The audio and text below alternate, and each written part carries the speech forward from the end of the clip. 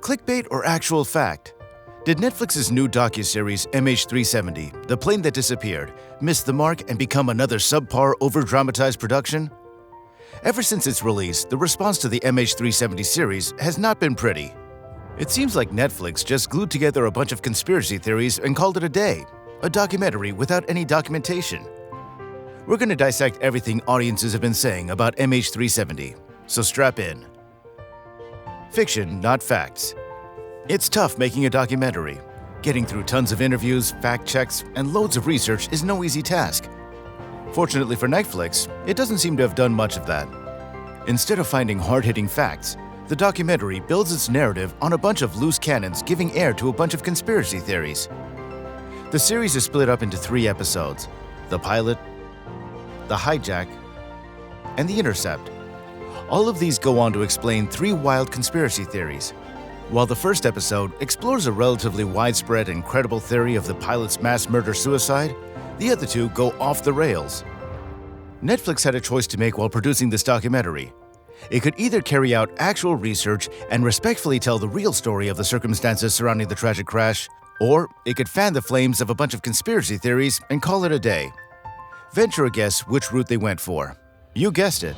After putting together a relatively decent first episode, explaining the circumstances of the disappearance and an understanding of what could have reasonably happened, it says goodbye to all things factual. Here comes the second episode, The Hijack. The episode relies heavily on journalist Jeff Wise and goes on to discuss the bizarre theory of Russian hijackers taking over the aircraft, blocking out its communication, and flying off to Kazakhstan. Instead of coming up with answers, this wild theory raises even more questions. Now, instead of double-checking whether this theory actually makes any sense and is plausible at all, Netflix decided to chuck it into the documentary anyway. The third episode isn't any better. You'd think that with 2 conspiracy theories out of the way, things might be heading towards some actual facts and data. No, not really. The third episode seems to take the cake. The Intercept talks about French journalist Florence Deschangy's theory of U.S. involvement. Through several leaps of judgment, Deschangy believes that the flight MH370 was carrying some sort of mysterious cargo that was going to be delivered to China, something the U.S. government didn't want happening. To prevent that from happening, they shot down the Boeing widebody and managed to keep their so-called secret intact. Now, there are too many problems with this theory to point out in one sitting, but maybe fact-checking was beyond Netflix's budget. Now let's say that hypothetically, Deschangy's theory is true. It would require several countries to pull off a stunt this big, with no one eventually finding out. 9 years down the line, it seems impossible that no one would have let anything slip in a case of this big and widely known incident. And instead of taking the opportunity to debunk false and explosive theories, it presents them as fact. It seems like the casting call for this documentary was to give us your hottest take and you're in. Another thing this documentary does is fly into unsubstantiated territory and present mere theories as facts as to what really happened. Although things did take a promising start at first, with being more of a factual retelling of what happened, things started to spiral really fast. It seemed as if after giving a rundown of everything that happened the night of the incident, the fact-checker and historian on the team quit. In the episodes that followed, barely any actual data was presented.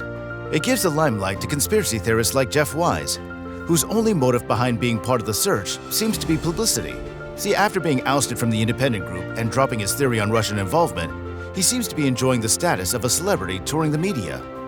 Amateurs getting the spotlight.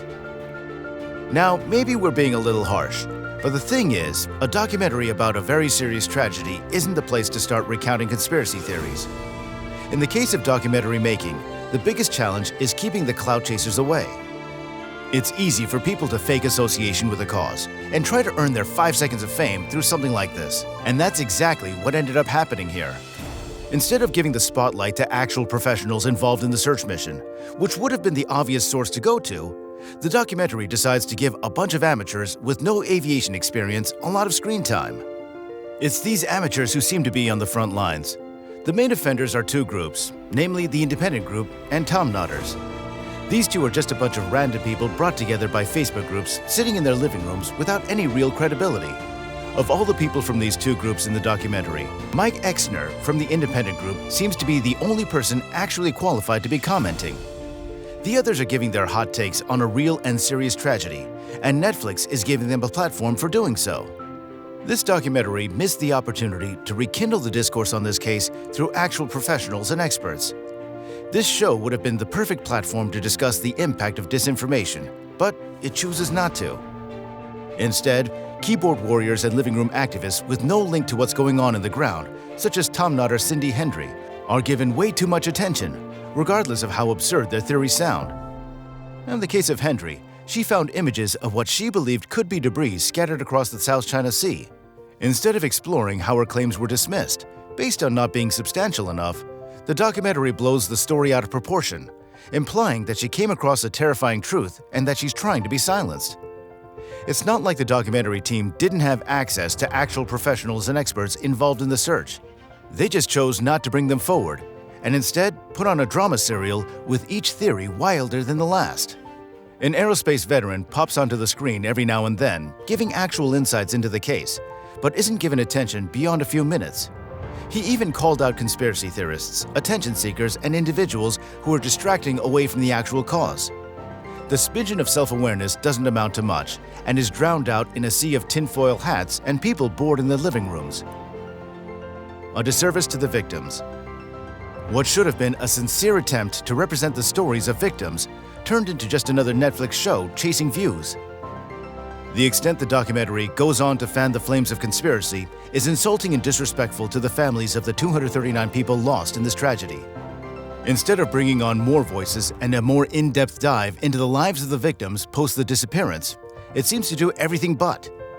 Sure, the occasional family member is brought on, but their contribution and presence feel like nothing more than a mere token appearance. Even 9 years after the crash, it's quite clear that the next of kin are still trying to seek closure on the matter. Only a handful of them even consented to being on the show in the first place, and it's horrifying to see them being used for nothing but publicity and views. Their stories are also presented through a lens of drama and given the tone of a reality show, with dramatic outtakes that are nothing short of disrespectful to those grieving. The documentary also fails to address one of the biggest tragedies in this entire situation, the negligence of the Malaysian government. It glosses over the struggle family members had to deal with while interacting with government officials. They were pushed around to different public offices, meetings, and conferences to no end. The government was tasked with investigating one of the biggest aviation mysteries itself, wasn't equipped to do so.